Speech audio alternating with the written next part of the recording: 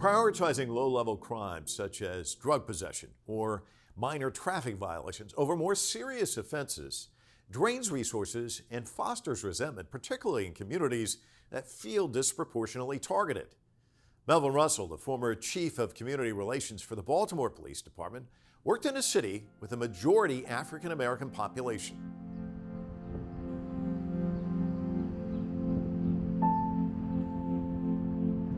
I met Melvin Russell at our offices here in Washington, D.C. You say being a police officer was a calling, so tell me why that is. Well, you know, it was a job starting off. It very much was a job. And it wasn't until a few years into it that I really started understanding that something was getting unleashed in me. You know, my compassion started rising, my empathy, just understanding people and wanting to tend to their needs. This is actually a calling. I was called to do this. I have a special gift to do this. And so, barring the benefits and the money, this is exactly what I'm supposed to be doing. I enjoy doing it, and it'd be criminal if I'd be doing anything else with my life at this point in time. So that's why I call it a calling. You said I enjoyed doing it. What was it about it that brought joy? I think just helping people, helping your fellow man that needed help. You know, Baltimore has a lot of pockets, communities that are underserved. You know, a lot of communities, if I dare say, are over-policed. Resources don't get into those pockets. And so when you can go in as a law enforcement officer and not be less of a militant and more of a partner and help them, literally help them and bring relief, that brings joy to me. You know, I can't tell you how many times that I've seen families relieved. I've seen one of the things that just popped into my head, you know, during my years of narcotics. We used to have these big high-rises in Baltimore City all over the place, and they were cities within the city. And they were filtered with illegal narcotic activity going on all over the place. And so I used to love with my team going in and cleaning them out. And I remember doing that in one particular high-rise in East Baltimore. And after I did it, you know, people were still a little afraid of the drug dealers, but she probably about 3, 4, maybe 5 years old, and she ran over to me and just hugged me. And she said, "Thank you." And I hugged her back. I was like, "You're welcome, baby." I was like, "What are you thanking me for?" She said, "I get my playground back," because they had taken over the whole area, right? And so that kind of thing just makes your heart melt, and it brought me so much joy. Just knowing that you're helping people in some capacity, man, you couldn't put a price tag on it. Russell is the former chief of the Community Partnership Division at the Baltimore Police Department. He served on the police force for 40 years. I've spent a lot of time covering police, and I think about operating within that system with the sense of joy that you have where so many of your colleagues may not share that joy. What was that like? I actually felt sorry for them because I've been around them. You know, I work with some of them that just seemed like they had a chip on their shoulder or just unhappy. You know, here we are peacemakers, and I've worked with so many people who didn't have that inner peace. You know, how do you give away something you don't even possess, right? And so I knew later in my life, as I began to go into management, supervision roles, that I was now in a position to make sure that my officers possess something that I watch officers for years not have, because you have to dispense it. You have to give it away and sustain it in the community. And if you don't even have it yourself, then you're a failure, as far as I'm concerned, at being a peace officer, right? And I had a really lot of great mentors coming up. Now that changed, the culture of policing would change over the years. But back then, operating in that environment, and then the racial dimension, there's always kind of like, you talk about these areas that are over-policed, many of those, you know, there's the race elements, there's anger on the part of the community, there's their tension. Describe what that's like. You know, I grew up in Baltimore City, in some of the toughest neighborhoods, and I never even experienced racism until I joined the police department. That's crazy, right? You know, I went to a parochial school, so it was black and white kids. But once I joined the police department at the tender age of 19, I started experiencing it. I really got a heavy dose of it going through the police academy. I remember going to the bathroom during lunch break. PT was right afterwards, and 5 of my classmates, all white, came into the bathroom, and they stopped me from leaving the bathroom until they sent me a message and basically said, ain't no N-word going to represent our class as a class valedictorian. And I thought they were joking, because up until now we were all buddies and playing around and having a good time. But now it was coming down to who's going to represent the class. And I wasn't looking at it that way. I was just trying to do the best I could.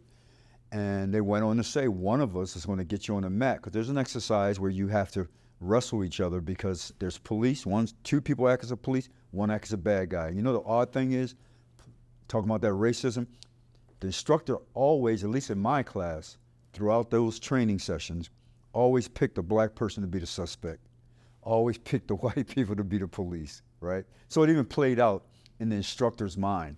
Whether that was coincidence or not, I don't think it was. But one of us is going to get you on the mat, and we're going to break something. You're not going to be able to finish and conclude that. Racism. I experienced so much racism from that day forward that it's not funny. And it never went away until I retired, because I was out of the police department. But the police department is full of racism.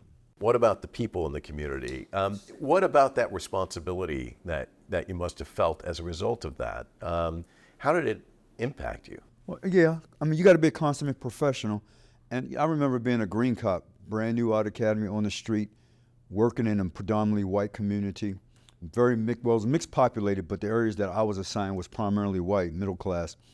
And I remember driving through, and there was this white kid, probably about 18, 19 years old, and he yells the word at me. You know, here I am in full uniform driving. You little N-word, you know, and I got pissed, and I donated my car around, jumped out, and I chased him. He ran to the house. I bust through his door, and I go to grab him, and I'm in there, and I call for my supervisor, and my supervisor comes up. He says, Mel, what are you doing? What happened? I told him what happened. He said, Mel, you can't lock him up for that. So he called you the N-word. You can't. And he was Hispanic, my supervisor. You can't. I had never experienced that before, you know. So here I am, black, in uniform, and I'm thinking, I just been called a horrific, ugly word, and I'm in uniform, so they disregard the uniform, and I don't know if I want to do this. That was how my career started off. So the community members were now exposing me to the racism. Strong police unions can protect officers accused of misconduct, making it difficult to discipline or remove problematic officers, which can perpetuate a culture of impunity. Now, you took over one of the most violent, impoverished districts in Baltimore. So describe the relationship. What's it like with that community and the police department? Now, in the 80s and 90s, there was a great relationship. Now, this is primarily an African-American community, probably 2% white. And so the relationship between the police and the community, it was beautiful. It was beautiful. They respected, they honored the police respected, they honored. It was a time when community policing was a real thing, officer friendly was a real thing. That's a time when I could walk into somebody's house because I had to go to the bathroom. I didn't have to run back to the station house. People would keep their doors unlocked, and I walk in, they wouldn't panic. You got a warrant, get out of my house. Oh, it's Melvin. And I go in there. If I was thirsty, I'd go in the refrigerator, boom. And people say, what? Yeah, that happened back in the 80s and 90s. Now, waking me up 20 years later like Rip Van Winkle, something happened. Because I was gone for 20 years chasing the big kingpin drug dealers all over the country, all over the city. And now when I came back in uniform as a shift commander, a lieutenant in uniform, that means I'm in charge of the whole shift. Now, the community hates the police. There's a disdainment towards us. The young people who back in the 80s and the 90s used to love us and look up to us and run over to us and hug us and can you throw me the ball? Now they're openly disrespectful. I hate the police and using explicit language while they say it. And I am shocked. I am flabbergasted, but I'm seasoned at this point and I'm trying to figure out what happened, right? And I realized that the communities and the police officers, the relationship that they did have back in the 80s and the 90s has somehow gone bankrupt. But I also started figuring out that it wasn't just the police in the community, it was the churches in the community, the relationship gone bankrupt. The police, the community, the churches, the businesses, everything that made up the community, we were one. When I came back in 2007, it was so fragmented and broken and so hateful and so much despair and hopelessness, it broke my heart. Police are often called upon to deal with issues like homelessness, mental health crises, and drug addiction, areas in which they may not be properly trained, leading to ineffective or harmful interventions. Melvin, when you look at the Black Lives Matter movement, have there been police reforms? Have there been some things that you can look to where you say, okay, I can see some improvement out there? Or what's been the result of that? I would say what is done for policing is open the door for communications, giving community access to police for a temporary period, right? Because police don't like civilians in their business. They don't want to hear, they don't want civilians at the table. You think about things like Civilian Review Board. For years across the country, these Civilian Review Board, very few across the country, these civilians have teeth to go with whatever they want to do. So it's just talking boxes. Well, as soon as they got in, as soon as the police department could push them out. So the bottom line is there hasn't been a whole lot change because police resist change. It's a proud profession. And they really don't want anybody outside of policing telling them what they need to be hearing or what they need to hear or what they need to do. The decentralized nature of policing in the U.S. means that there are thousands of individual police departments with varying policies, training standards, and accountability measures, leading to inconsistent practices across states. We talk about the police in the community, but there's the police and politicians. It's easy to say, we're going to get tough on crime. We're going to throw these people in jail and lock them away for... That sells with people. It's simplistic, but it doesn't really do anything about the problems out on the streets. Talk to me about that whole political dimension and how that impacts how police respond in communities. Me and some of my partners were after one of the biggest drug dealers in the city, and we had him dead to rights on a midnight shift one time. Got all this heroin out of his car, did a small car chase through East Baltimore of all places, locked him up, and he was the biggest drug dealer in the city, right? Had all kind of properties. Had him at the station house. Phone calls were made. He was released. Bail bondsman came up. He had his guys. They all had guns, and we were told leave him alone. He ran out of the courthouse. Out of the district. We used to have cells in the district back then. Ran out with his entourage into a cars and swept away.